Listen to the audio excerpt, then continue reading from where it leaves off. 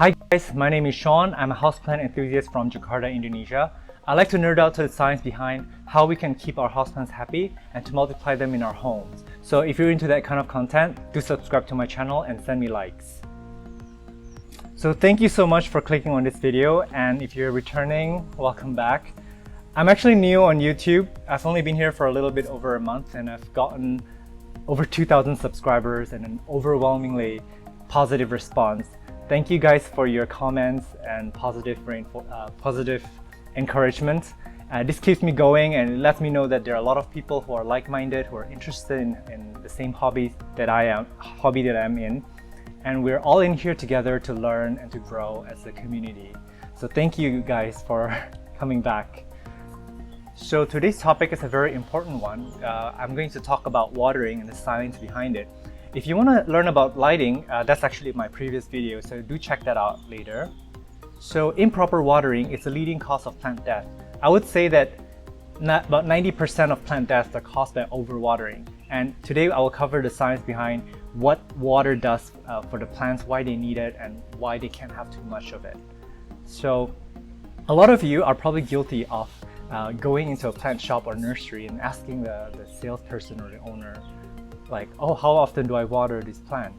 And a lot of you are going to get the wrong answers, unfortunately. This is for three reasons that I can think of.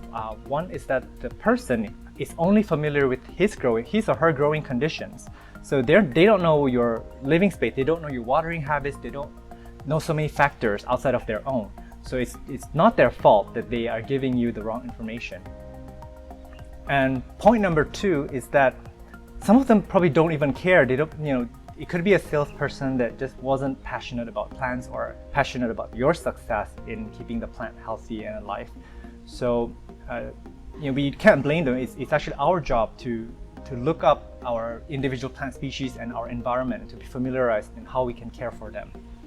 And the third reason could be that they just didn't think that you'll be able to handle all this information that they know, or they just don't have the capability of conveying that verbally to you, which I will try to do today in this video. So I'm going to give you 10 variables, and all of these can be interchangeable. You could fix these variables in your environment to suit your environment and as well as your watering scheduling, because not all of us can water our plants every single day.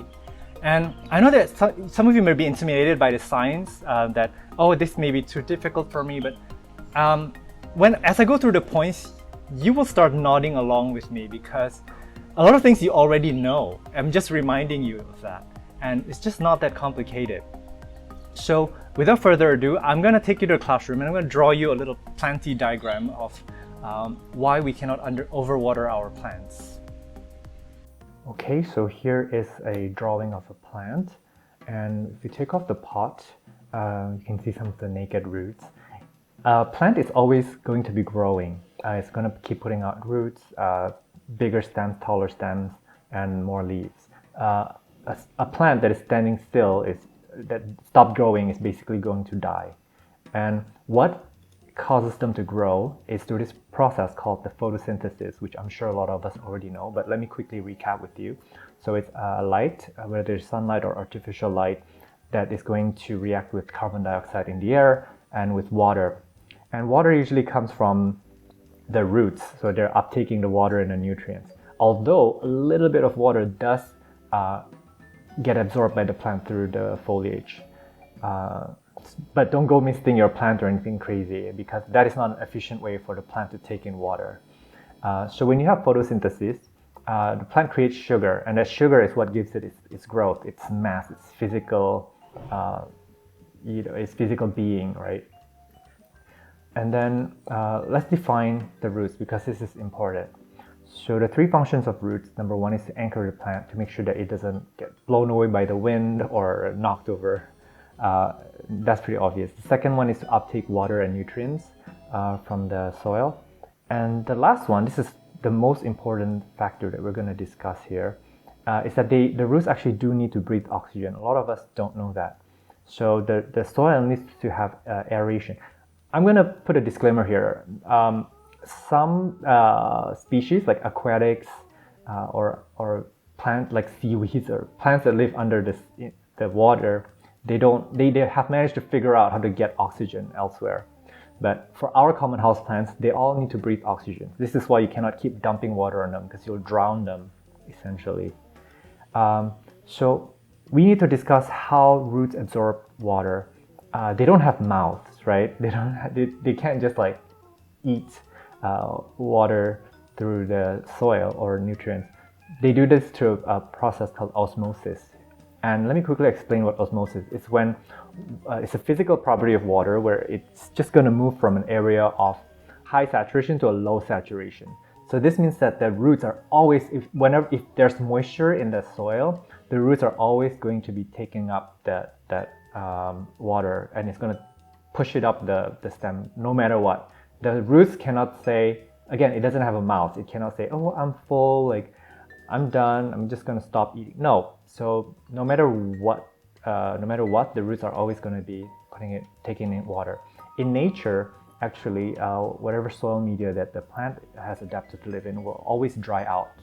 So this is an important factor to know. And what happens is that when water is brought up to the stem and to the leaves, the water is used up for photosynthesis. And then any excess water will transpire through the leaves as water droplets. So usually we'll see droplets in the morning or at nighttime. So this is the way for the plant to remove excess water. What happens when you overwater a plant? If the plant has too much water, then more than it can transpire, it's gonna turn yellow. It's gonna be stressed out, and you're gonna lose a few leaves. So the first indication of overwatering is yellowing leaves or yellow spots. However, keep in mind that it is normal for plants to shed a leaf. Usually it's the oldest leaf. When that leaf has been tired, because leaves actually have a lifespan too. They get tired, they're old, they just want to leave the world. They don't want to be working anymore. And so these leaves will fall off sort of naturally. Or what happens if you overwater it like way too much is that either the leaves or the stem or the roots will rot. It'll turn into mush, and you'll know it when it's mush. It's very different from indications of underwatering. And what happens also is that when you have too much water in your soil, and there's organic material in your soil for sure, because plants do need organic material to live, right? And then this organic material will promote bacteria and fungus, especially in the presence of water. So when you have a lot of water sitting in a pot for a very long time, you're probably going to have infection. Welcome back outside. I hope you found that useful. I'm going to talk to you about the 10 variables, and starting with number 1 is the species itself. Every plant species requires different watering. As you already know, like the ferns cannot be left to dry out at all. If you forget watering, they will start getting crispy, they will sacrifice a few fronds, and this is why I water my ferns every single day, like without miss. And they love it. They live outside, they live in very, very bright sun, not full sun, but some dappled direct sunlight. And they're just thriving. And the next is this ZZ plant, which is really well known for not being able to handle overwatering at all. So I back off watering on this. I keep him on the underwatered side.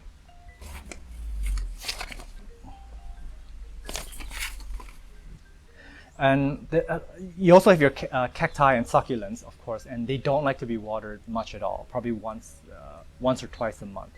So, and then you have all your tropical houseplants that kind of fall in the middle. So do your research, and also sometimes it takes experience to know, because every plant species is truly unique. All right, the next variable is pretty obvious. If you have the plant outside versus indoors, the plant is going to dry up much faster outside. Think about your laundry. Like when you're drying your laundry, you want to hang them outside because they're not going to dry when it's indoors. So the evaporation rate of the outdoors is just way higher than indoors. So you can water your plants more frequently if it's outdoor, and you're not going to really overwater them as much if they're outdoors. The third variable is your soil. Different soils actually absorb and release water differently.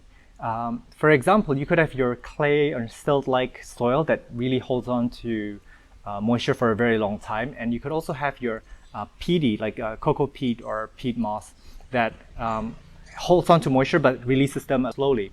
There's also soil amendments like vermiculite and perlite that people add in their soils to give them aeration, and those don't hold on to water at all.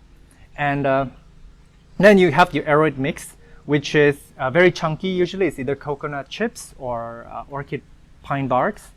And those dry out really relatively fast.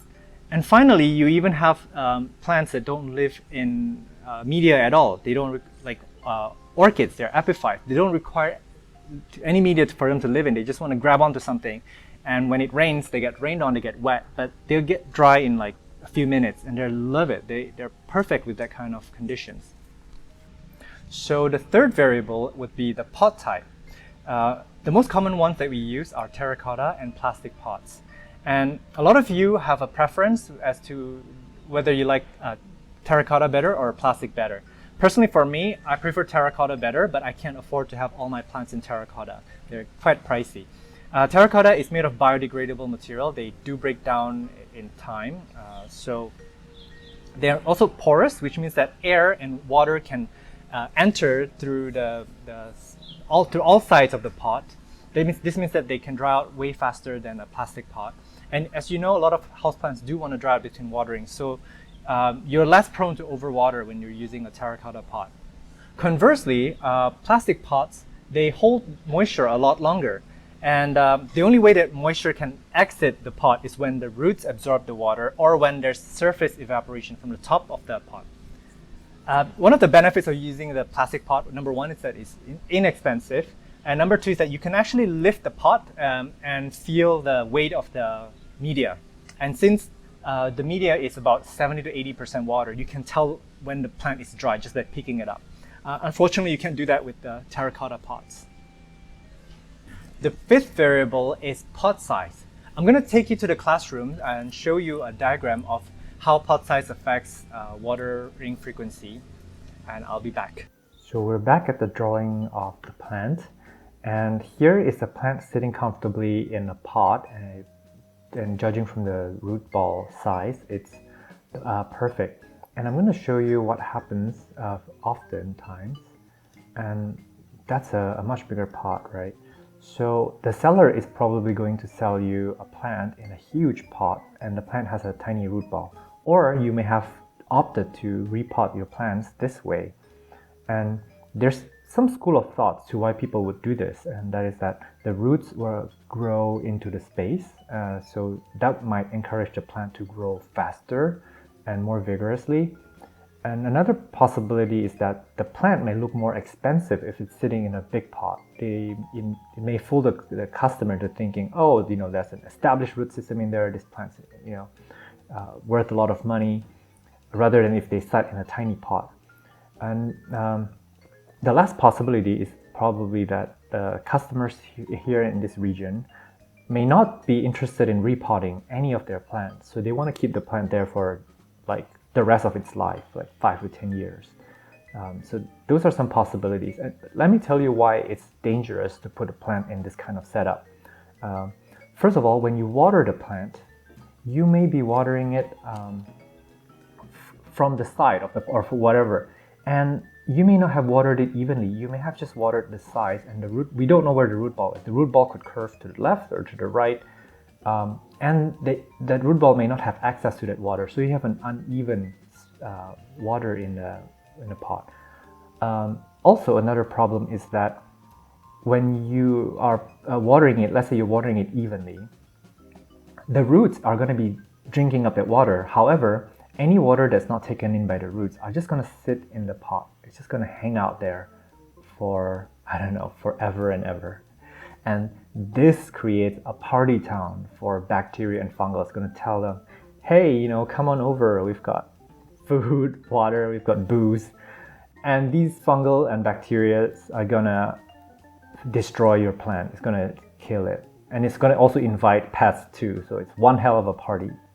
And another problem with this system is that when you are let's say you're using the finger method when you're inserting a finger into the soil, or you're inserting a moisture meter into the soil, you may be putting that meter into an area that is like, let's say stabbing it here, you're putting it in an area that is wet. So it's going to tell you that the plant doesn't need water, when in fact it could possibly be that the roots area here is already bone dry.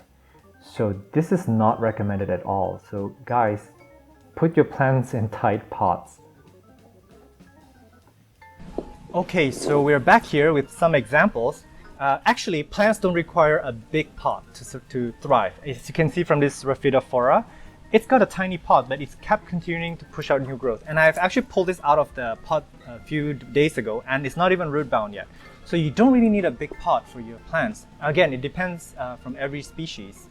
The next example is your philodendron lemon lime here, which is a propagate. And as you can see, it doesn't really require a lot of pot size. And this I have to water every 2 to 3 days because they get dry so fast. There's probably a lot of roots in there that's drinking all that water. And next up is the Scindapsus cutting that I have. I water this guy every day. He feels light every day when I pick it up. He's in a very peaty mixture, but then I believe that this is an old propagate and there's probably a lot of root in there, right? I'm gonna just pull it out now actually and show you. Yeah, there's actually a lot of roots in there that is sucking up all that water. That's why it needs a little bit more water than the other plants. But if I bump this up to a bigger size, which I have to do pretty soon, I will have to water him less. The sixth variable is the plant age.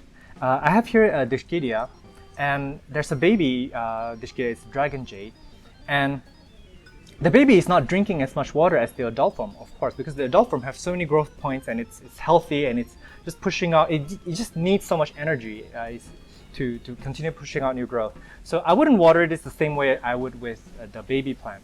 I also have a Cocoloba tree over there, and same thing with bigger trees, plants or trees. They require a lot more water because they have a lot of surface area where the leaves need to photosynthesize.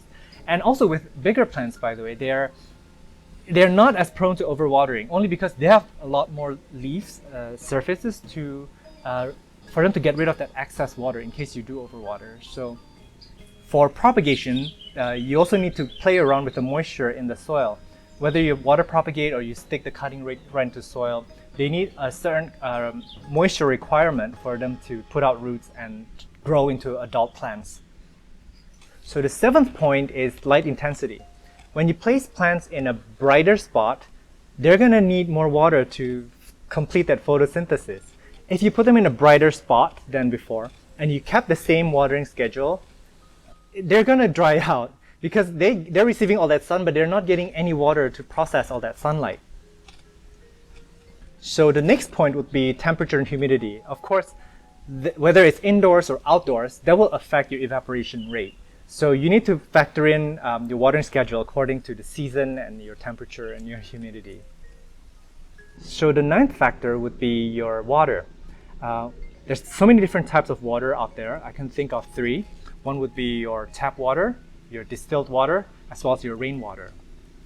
Rainwater actually is very beneficial for the plants. The water, as it falls through the atmosphere down to the ground, actually collects a lot of nutrients as well as oxygen and nitrogen. Nitrogen is very crucial for our plant growth. So the plants are really just enjoying that kind of water. And then the next you have the distilled water, which I am a little bit against, but to each of his own, only because I think that there's such a shortage of water, fresh water in this world, that we should not be giving them to our plants. And finally, we have our tap water, and that varies from region to region because all water that we get from our tap have been processed differently by different countries or cities. A lot of them contain different minerals and different chemicals to treat the water. So you need to know what water that you're working with, and you're kind of limited by that, unfortunately, unless you want to do some hacks, like you could filter your water, or another trick would be to leave your water in a jug and then just leave it out for a whole day, and hopefully some of that chemical or minerals would have evaporated. Actually, there is one more water. In my photo studio, there's actually an air conditioning that is not connected to the condenser. Is that the right word? To the pipe that takes the condensed water outside. So we always have to put like a storage bin under the air condition where we keep the air conditioning water. AC water is actually pure. It's clean and there's no chemicals. It's condensation basically from the air, and that's actually very good for the plants. I mean, I would imagine that it might be pretty devoid of nutrients, so you may have to add a bit of fertilizer or nutrients in there. But it's considered a very clean water, and you know, if you have that kind of solution, go for it. The 10th and your last factor would be your growing season.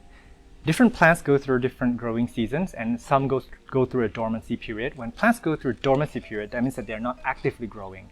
Whether it is induced by their species, it's just the way nature intended them to be, or whether it's like a winter time in your area and they just have to rest, and the sunlight is just not enough for them to keep pushing out new growth.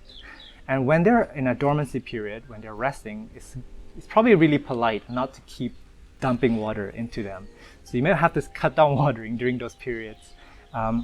Conversely, when the plant looks like it's happy, it's pushing out new growth, go ahead and water it more frequently and fertilize it. Especially if the plant is like fruiting or flowering, they would probably appreciate a bit of water and a bit brighter spot as well.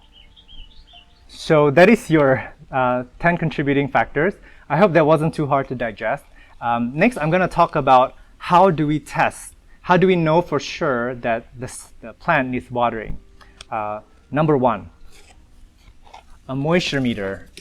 In the beginning of my plant game, I immediately invested in a few of these, and they're super helpful because I got to learn about, you know, each species and how soon do they get dried out, how different conditions dry out the pots differently.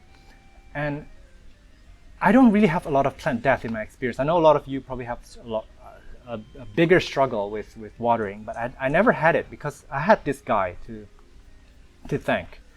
When you put this meter into the soil, it literally tells you the moisture level that's deep in the soil with accuracy.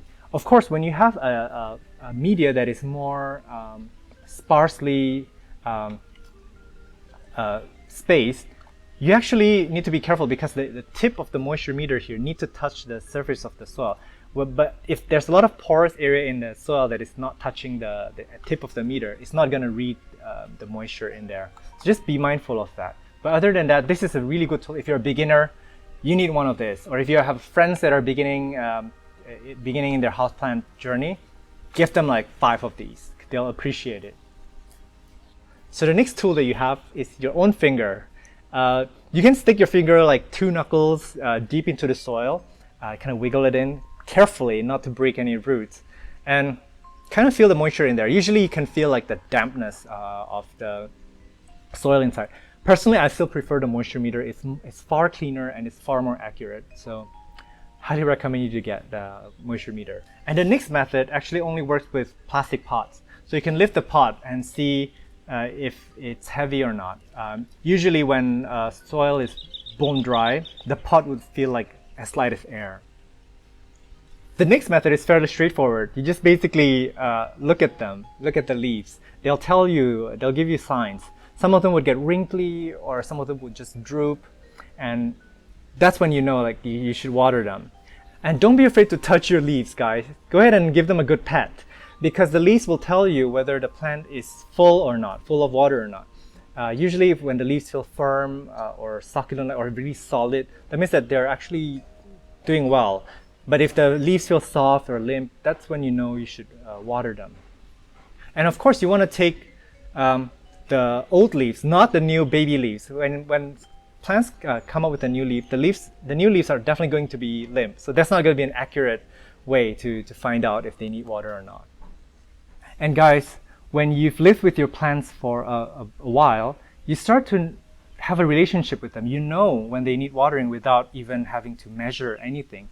And also some plants, you'll notice that they are forgiving to overwatering and underwatering. And sometimes you just set them and forget it. But some plants, unfortunately, you do have to be on top of them, like the Dischidias, ferns, and Calatheas. You need to be more mindful of them. They will give you visual cues as to how they're doing.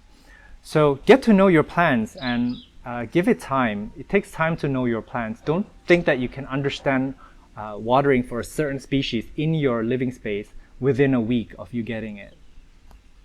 How to water plants. Okay, so 3 ways. I guess the most obvious way would be to water it from the top. So you just take your watering can or whatever, and you just douse a little bit of water on the top. Wait for the soil to absorb that water, because you don't want to just dump water in it very quickly and have the water drain through the sides of the pot. That means that you're not really watering your plants evenly. So you want to do that, hang around, wait, and then you want to pour a little bit more water on it until you have water coming down through the bottom hole of the pot. That's when you know that your plant is well watered. Just make sure that, use your common sense, just make sure that the water is even throughout the pot. And the next method would be to spray them down. A lot of plants actually don't want to be watered heavily, such as your calatheas. So I just kind of, every day or every other day, I just kind of spray them down with water, and some of the water may end up in the soil and keeping that soil a little bit damp but not soggy. So the third method would be bottom watering. That's when you put a pot of plant into a container or a vessel of water and you fill that with a little bit of water. Capillary action will allow the water to be absorbed from the underside of the pot, and it'll wick it up towards the top of the pot. And as you can imagine, this will allow an even distribution of water throughout the pot. And why this is my favorite method is, again, number one, this makes sure that the water is even throughout the pot, so there's no dry pockets within the soil. But also, fungus gnats. I don't know if I'm going to go there in this episode. This is the spoiler for next episode to come. Fungus gnats is a pest, and I don't want to scare you, but it's basically a harmless pest, but they're super annoying. And the only way for me to get rid of them is by bottom watering. I've tried literally every technique to get rid of them. So I'll share that with you in another video. So 2 extra tips. Number 1, water your plants in the morning. It's much more beneficial for them. Yes, it's fine to water them at night because it does rain at night in the rainforest, right? But when you water them in the morning, the water actually has enough time to be absorbed and used up by the plant throughout the day. And any excess water would also be evaporated, because evaporation rate again is higher during the daytime compared to nighttime. So you're less prone to overwatering if you're watering in the morning. And the next tip is, if you're going to put a plant in a low light situation or a darker area, they're probably going to be okay there if the species allow that condition. However, when you water these plants, be sure to take them to a brighter area, or preferably outdoors, and just give them a good watering and leave them out there for like half a day. This means that any excess water can easily evaporate from that pot, and also the plant can enjoy a little bit of sunlight. So they're going to drink that water, they're going to eat that sunlight and photosynthesize, and then you can put them back in their spot when they're full or when they're happy. So if we see our plants in decline, how do we know if we have overwatered or underwatered it? I guess the clear sign would be to look at the leaves. An overwatered plant will most likely shed leaves, and it would be yellow in color, or in extreme situations it would be a mush. It would be like a brown, like a nasty kind of consistency. On the other hand, if you underwatered something, it means that it's dried out. You can see it very clearly, because usually the dry parts, the dry brown edges, come from the tip of the leaves, and it will spread. And when you put your hand to it, it will feel crispy and just dry. So it's very different. One is overwatering would give you a mushy type brown, and underwatering would give you a crispy type of browning. All right, so I think I covered everything. If you have any more points that you want to add, feel free to comment down below. And it takes experience and killing a few plants for you to understand how to care for our plants, especially with watering.